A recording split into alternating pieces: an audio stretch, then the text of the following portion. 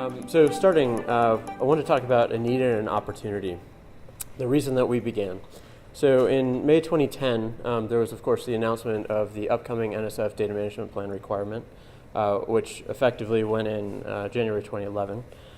At that point, our UVA administrators largely came together and said, what are we going to do about this? This is probably the experience that happened in many places. It was seen as a noticeable risk for future funding if compliance wasn't there, if support wasn't there to be able to comply with it. At that point, the library made a case to take on support, and that proposal was actually supported from our Office of Research and IT. So that was kind of the basis for us to begin a lot of what we've done. So at this point, I'm just going to kind of take you through some of the things that we're doing and as possible examples for things to think about in developing similar services at your institution. So we didn't begin right off the bat in 2010. The way that I see it is we were an evolution over time. In the red box, which does actually show up right up here, we began back in the 90s in sort of initial experiences in things like the eTech Center, so developing tech services for trying to support digital humanities, as well as things like geospatial statistical data support. Over time, that evolved into things like how do we get more involved in research and science and engineering. And that initially began as things like scanning and digital projects and those sort of activities. We then evolved into something called the Research Computing Lab, which was a collaboration of central IT and the libraries around research computing and providing those types of supports in the library. And that's what I actually credit as really supporting where we are now. That made us really capable and prepared to do this by giving us much more experience with how research actually works and what sort of things we could do well and things we might not do so well. So in May 2010, we began the Scientific Data Consulting Group, and everything else is a product of that. So we approached this by trying to put together a simple approach. We limited what we were going to do very tightly, actually, and we tried to figure out how we could best make a difference in a quick period of time. So we focused on three main areas: assessment, planning, implementation. And in the early period, it looked like three different things. Data interviews, which are things that you've heard a little bit about today in different forms, which I'll talk more about each of these. Data management plan support, so specifically responding to grant requirements. And then the third thing, we were in the process of starting an institutional repository, so trying to put data into that repository and building a mechanism to support that. Additionally, we recognized the fact that we couldn't do this in isolation in any sort of effective way. So we made sure that we were engaging on many different fronts. So I've broken that into 4 different areas here broadly, and you'll get these slides so you can see it all in detail later. But frontline services, so things like consulting and training, being right there and available. Process improvement, so this is looking at the back end of what we do and the infrastructure and environment in which we operate. That goes into things like the DMP tool, dealing with policy revisions and improvements, and really serving as a bridge across the institution for data management. The third thing is infrastructure development. So that's activities like working on repository configuration, as well as using all of the information that we're gathering through assessment and data management planning and developing a repository to develop use cases and real requirements so that as development of infrastructure happens, it's done in a smart way based on real situations. And the fourth area is community-wide, so really taking what we do and reaching further, so not just thinking within the institution, but looking at how we can partner with others to build things that will help us, but that we couldn't do on our own. And I'll get more into that too.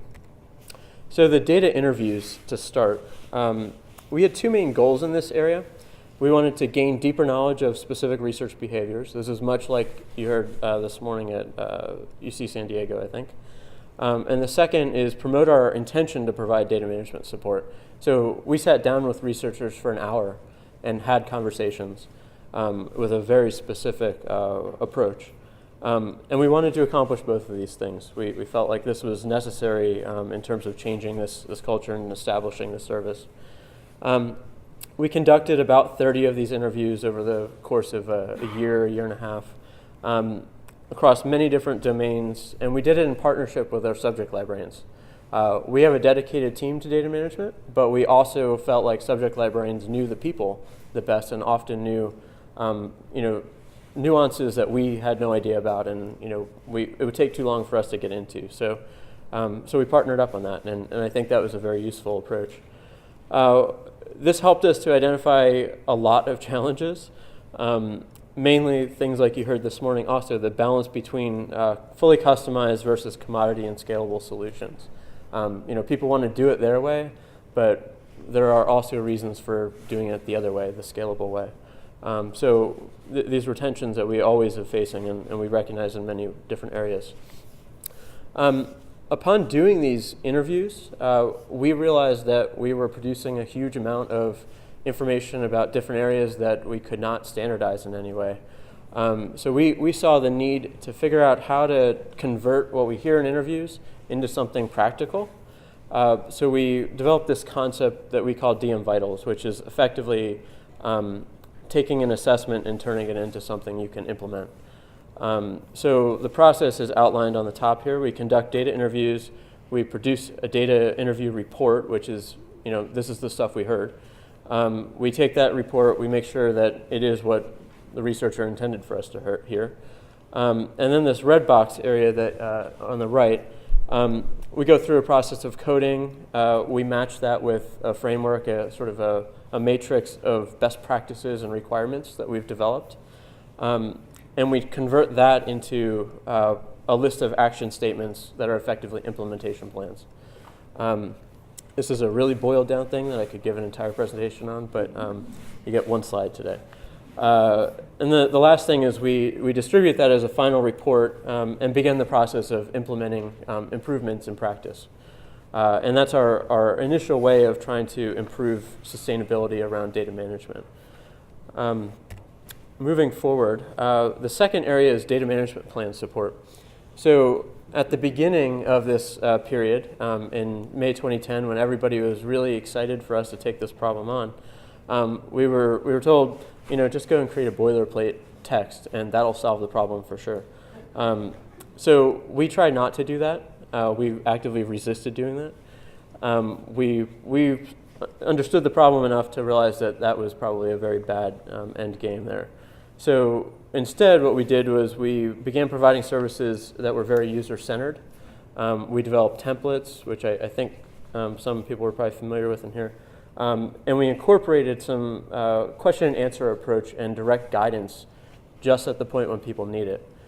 So that way, when somebody comes to us last minute before their grant is due, which is how it often works, we hand them this template and say, complete this thing, read the questions, fill in the areas, we've given you guidance at certain points, do that, and it'll help you do a better job in developing a plan.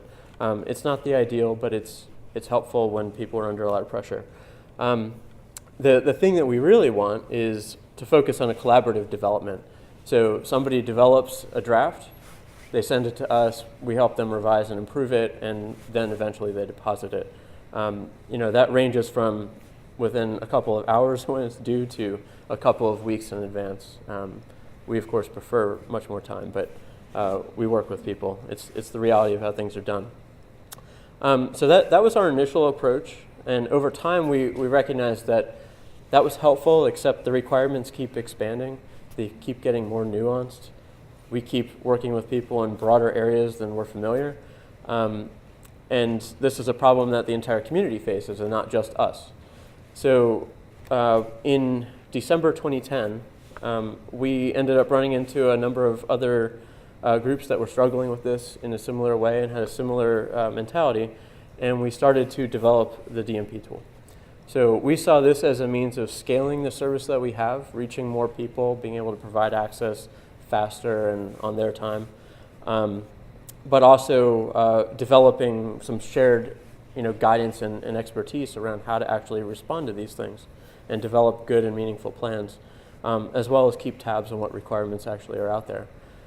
So we did that as a joint effort, and the thing that I've got on here is sort of a demonstration of some of the benefits of it in terms of raw statistics. On the left side, it's the general uptake of the overall tool from October 2011 to September 2012. The top line is unique, or it's all reversed on here. The top line is institutions, so the number of institutions mapped to the right column, which is roughly 550 at that point, 650 now. Then it's unique users, then plans. If you look at that carefully, you'll see that there are some things that aren't perfect about that. There are more users than plans, which is not an ideal thing. It indicates that a lot of people were just kind of testing it out and seeing what it was all about. On the right side, it shows some of the actual benefit to us at UVA. So what I've got here is from October 2011 to September 2012, roughly, the number of users at UVA relative to other institutional users. So we're the green line in the middle. We've got somewhere around 80 users at that point, and the number of users at the institution that has the most number of users is around 140. It's the purple line on top. The average is between 40-ish and 30-ish. So it sort of indicates that we're sort of relatively up there and getting some pretty good uptake, and it's helped us definitely serve a larger number of people with less demand on our limited number of people to help provide the support. And it's a starting point, so it helps through some of the easier things. Going further into the implementation side, what we also look for is guiding data management plan support within the institutional repository. So the idea here entirely is not just putting a place up there for people to put stuff, right? We do have to deal with that, but also trying to help improve the quality of the stuff that gets put there. So that's really the way that we've approached developing the data portion. And really it's all, of course, driven towards mechanisms for preserving data in the end. I've got some logos down here on the right, the Academic Preservation Trust and the Digital Preservation Network, things coming out of UVA, which we see as part of our challenge of having to feed into those things. So the quality is going to be really important as the distribution becomes more and the permanence becomes greater. So just one particular angle there. One distinction that I often try and make is most of our activities here have been driven by grants, but that's not really the whole thing. That's not the whole problem at all. So what we're now shifting more into is what I'm describing as operational support. So people who are trying to deal with the problems that they have in their day-to-day research data management and not just preparing a data management plan for a grant.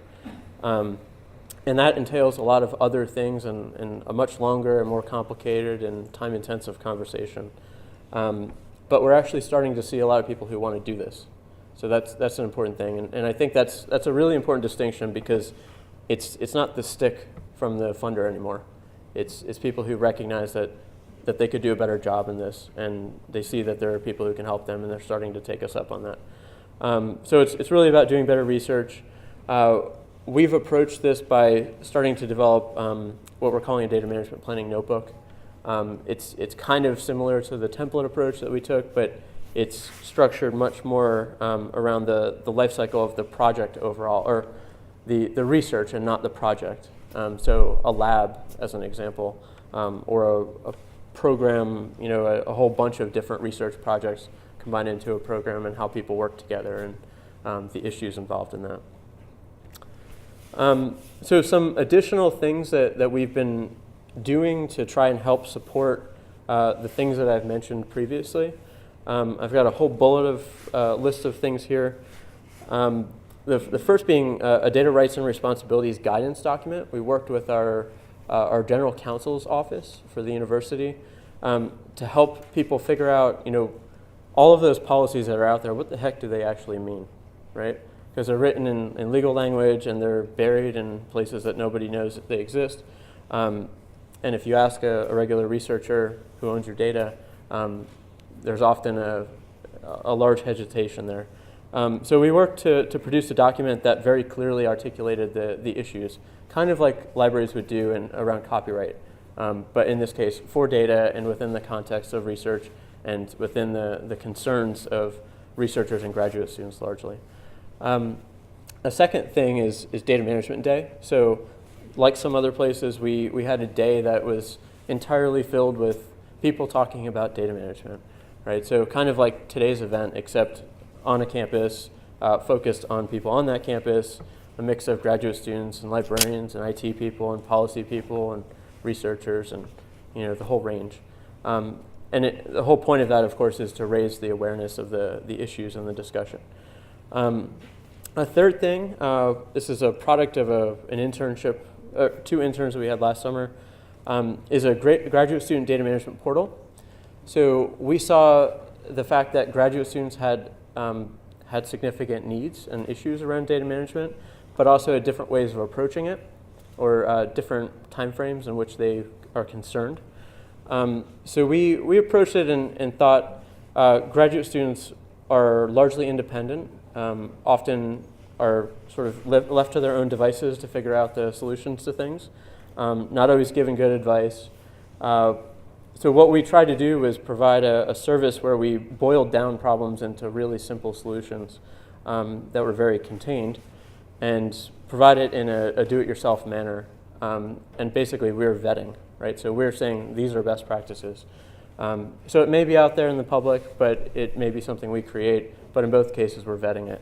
The idea over long term is to create something that the graduate students will build and contribute to themselves and sort of share best practices in collaboration with us. A fourth thing, and I'll get through this stuff quickly, we did a data management boot camp for graduate students this past January. We did that in partnership with the Virginia Tech Libraries, and our reason for doing that was partially because we wanted to collaborate with them, but we did it across a video conferencing connection. We had 20 graduate students on their end, 20 graduate students on our end, expertise in our staff on different areas on both ends. And our universities are also actually very different places. One is very engineering and ag focused. One is very, theoretically focused. So the complement and learning that happened across the two was actually extremely valuable. It was a 2-day event. The next thing, somebody on our team has been working on this ACERL Sura model language for research data management policies. So effectively looking out there at what are all the policies that exist, what are the commonalities, what are the things that should be in them that aren't in them, and developing basically a template for institutions to consider as a starting point to help guide development of data management policies, or at least to have the conversation and help structure it in some way. And then the last thing, which may be of significant interest to people in here, we've been involved in an ARL spec kit on research data management services at institutions, which some people in here may be in the process of completing, since it's out in survey form right now. That'll be analyzed and released, I believe, this summer, I think July-ish. So that's something to look forward to as sort of a big picture assessment on things like us that are out there. Just one last thing, I heard some curiosity about this earlier, so I thought I'd share how we're composed. Right now there are, the first 3 of us up here, myself, Sherry, and Bill, have been around the longest in this group. We all have backgrounds in library information studies. I also have a background in management of information technology. We're all full-time. We cover different areas, or we consider ourselves to have different areas of expertise, all kind of on the edge of libraries and IT and policy stuff. Then we have somebody from the health sciences side that spends some time with us as a resident. That was our approach here. And then one exciting new thing, this week we had a PhD astronomer join us half-time for the year. So this is a big deal. And I think it actually talks to some of the things that you heard earlier about really needing to be deep inside how research works. So now we have somebody on our team that's going to be really deep inside how research works. He's been an astronomer for 30 years, so it's kind of an interesting conversion here. And then last, we have summer interns that always help us make jumps on certain things, of which we have one of our former summer interns here, Taya Atwood, who's at Hampshire College now. So that's the end of it, I think. Hopefully Nick has got enough time still. The last thing, as far as what comes next, we've got a name change going on. SIDAC is something people may be familiar with. We're going to be the Data Management Consulting Group now instead.